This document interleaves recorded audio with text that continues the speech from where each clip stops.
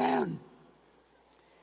Each year, the Mizel Foundation honors individuals whose service to the Jewish people and the state of Israel has gone above and beyond. This weekend, we celebrate the return of the living hostages and some of the fallen ones to their families in Israel. And we continue to mourn the precious lives lost on October 7th, 2023, in the 2 years of war in Gaza.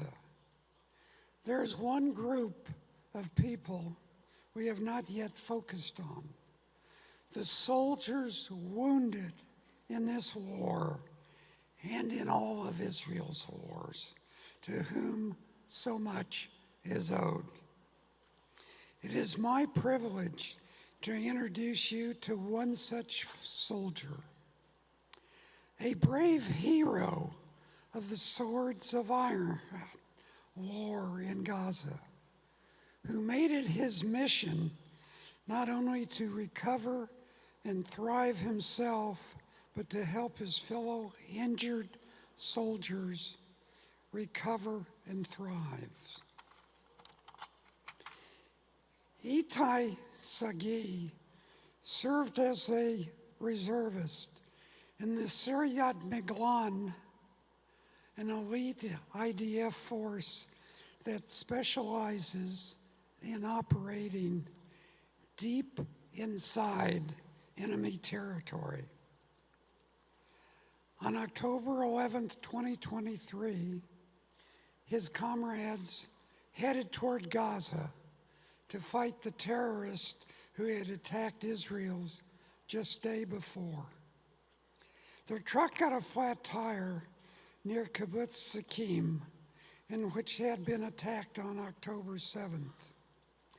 One group of Itay's comrades stayed to repair the vehicle, while Itay and the other group took cover from Hamas rocket fire in a nearby bomb shelter. Itay's group was ambushed at the shelter, with gunfire coming from all directions. And from then, well, I'll let Itay tell you the rest. Please join me in welcoming Itay Sagy.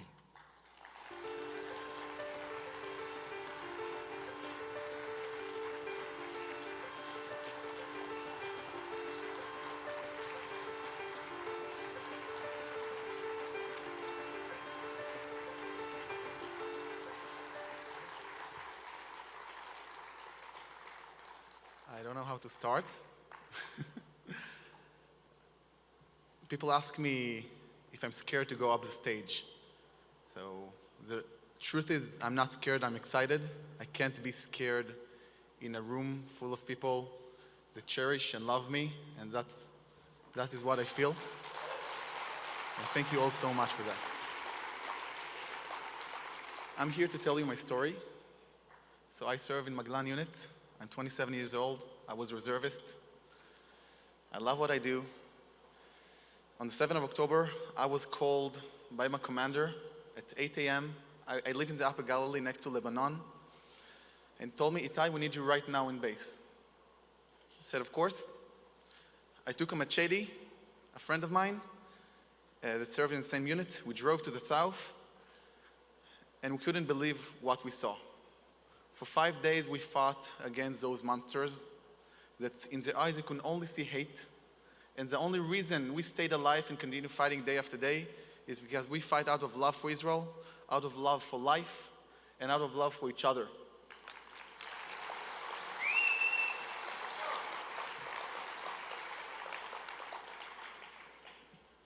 After 5 days of fighting, we were on a mission, finally got a special mission.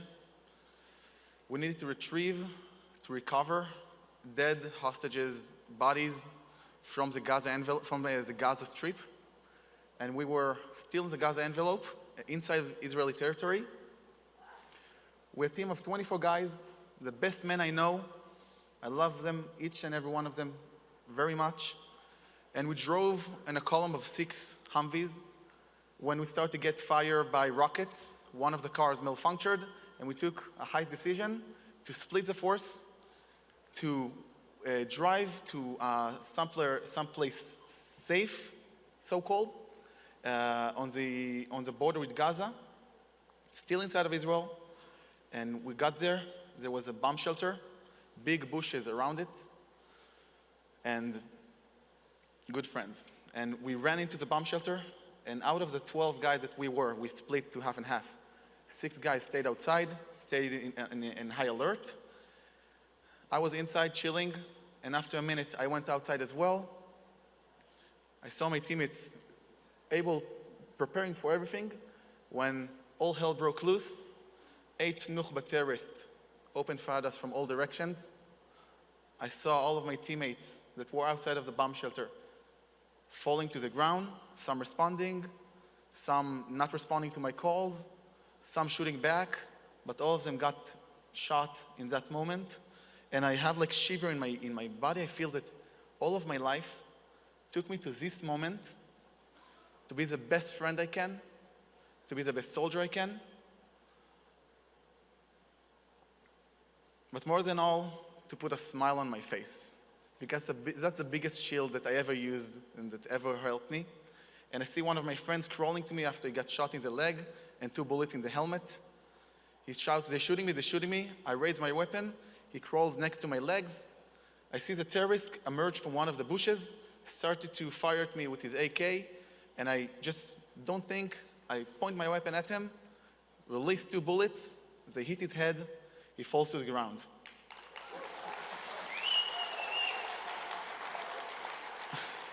All I'm thinking is, good job, Itay. Continue that. Everything's gonna be fine. Everything's gonna be fine. You need to buy time. And I'm outside. I see another terrorist. He shoots at me. I shoot at him back. I don't hit. And I shoot and change position, shoot and change position like they taught me, until I just sprint him. I surprise him. I emerge from the corner, and from 0 distance away, I take him out as well with 6 bullets in the chest. And then I look behind me. I see 2 dead terrorist bodies, and I believe that we're gonna be okay. I really believe. I see my teammates lying on the ground, but it's my best friends. I can't comprehend that something happened to them, and in my brain I say, "Oh, it's fine, they're just sleeping." Of course it wasn't that. As I started to speak with one of my teammates inside of the bomb shelter, told them we need to create a perimeter outside of the bomb shelter. There's a lot of terrorists. When I see 2 grenades fall right in front of me, I jump to the other direction. I feel big explosions. I stand back up. I dust myself off. I'm fine. I don't hear anything, but I go back to battle. I search for more terrorists. Another grenade falls next to me, but this time I don't see it and I don't hear it. It just explodes less than a meter away. I fall to the ground.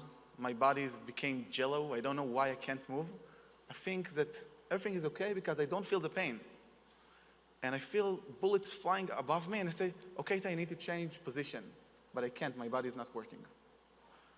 And then I said, "Okay, Itay, your teammates got this, he'll do everything to save you. All you need to do is take a deep breath." And I can't. I don't able to breathe. And I start to freak out, and I can't breathe. More and more and more, until I finally, I think, pass out. Everything is dark.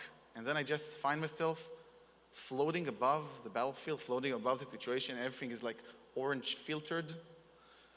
And I remember my teammates fighting, but I don't care. I remember the terrorists fighting, but I don't care. All I want is to continue with this amazing feeling. I feel something loving me. I feel beloved. I feel great. I feel like that's my place. I need to finish with this nonsense and continue on with my life. When I see a dead body that I don't recognize, and I look at it, and it bothers me. For everything else, I was apathic. And I get closer and closer until I see my own face on that body, when I have like flashes of electricity going through my body that I feel, I feel all of my life going. I don't see my past. I see my future. I see how amazing it's going to be. I see family. I see barbecues. I love barbecues. Really. I see my teammates, and I see a big house in the north full of kids, and I know all of that is going to be mine, and these amazing feelings that I felt surrounding me while I was up there, I feel all of them going to be in my life, and I choose life. And I scream at myself, Itay, start breathe. Again and again, until finally I go back to the same terrible situation. They're shooting at us from all directions. We're 7 out of 12 people already shot. But I feel the most protective that I ever felt in my life because I saw in front of me one of my teammates protecting me with his own body, will do whatever it takes to keep me safe, even though he doesn't know if I'm alive or not. And I just pushed myself into a sitting position. All my right side didn't work. I have problems, that's fine. I went into the scope, started shooting a bit. He looks at me, scared, like, Itay, you alive? And then he just jumped at me. He screams in my ear, Itay, you're bleeding heavily. You have a fountain of blood from your neck. You can see maybe a little bit. I'm after 3 surgeries already. Looks good, right? Say yes.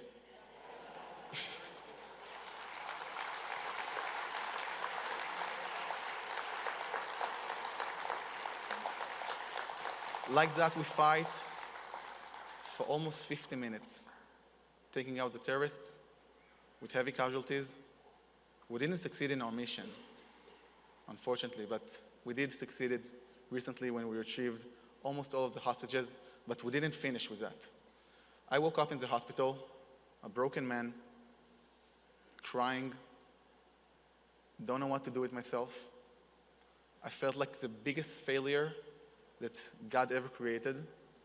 From a soldier that served his country, now I need help to go to the toilet. Now I need someone to wash me. I can't move my right arm. I can't move my head. But it all changed a day later. Sorry. In that day, they told me that 3 of my best friends gave their life. Itay Moreno, Ido Kaslasi, and Daniel Castiel.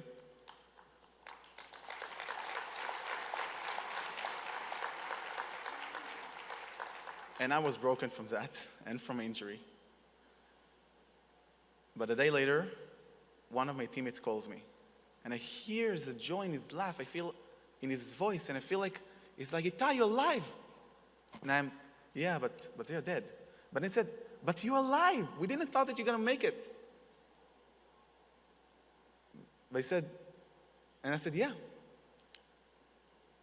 But then he said something amazing. He said, Itay, we lost so much. We lost so much. We lost that battle. We didn't lose that battle. We're here. But we lost that battle 3 amazing people, our best friends. And along the war, we lost so many more. But you have so much more to live for. In Itay, in that battle, you saved 9 other lives because you managed to take out terrorists. You managed to fight. And that means something. That means so much. And I'm here thanks to you, and I love you.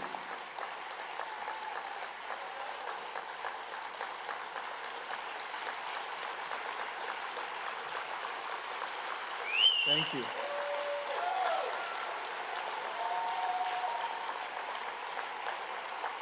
And ever since, my way to win the war, my own battle, to tell my friends above that we won,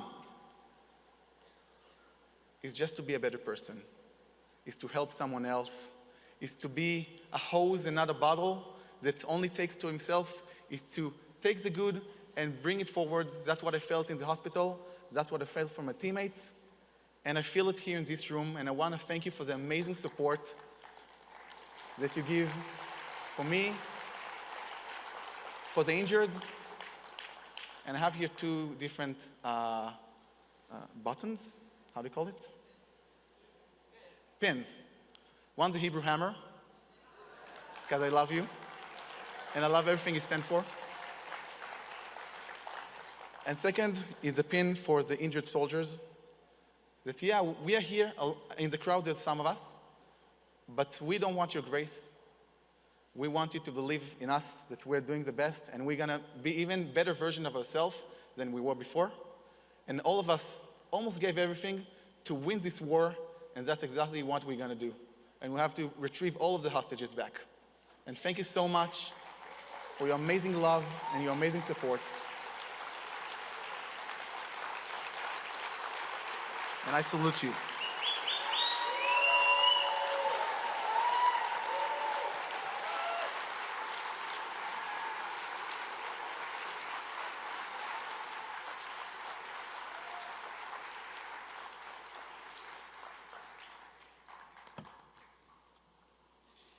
In assisting me in giving this award is Jack Edry. Jack, a member of the RJC. Jack was a fighter in Milan, and fought in many wars for Israel. It is my privilege to honor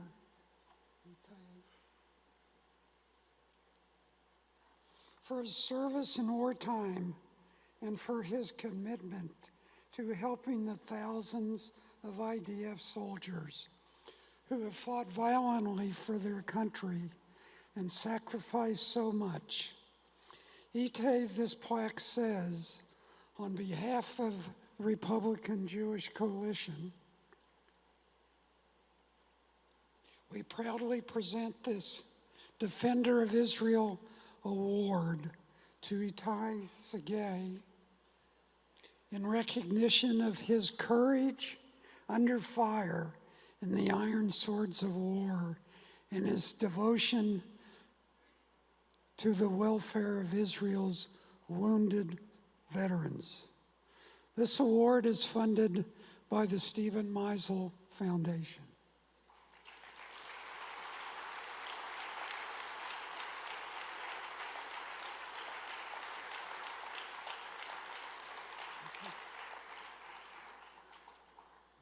I want to say one last thing. A big thanks to Stephen that made it all happen. And I love you. You're my friend. And you're the biggest friend of Israel that I know. And thank you to RJC. You're so cool. Really, it's the coolest place that I've ever been in my life. I'm not kidding. Really, like, it's top of the notch, right? That's how you say it? Thank you.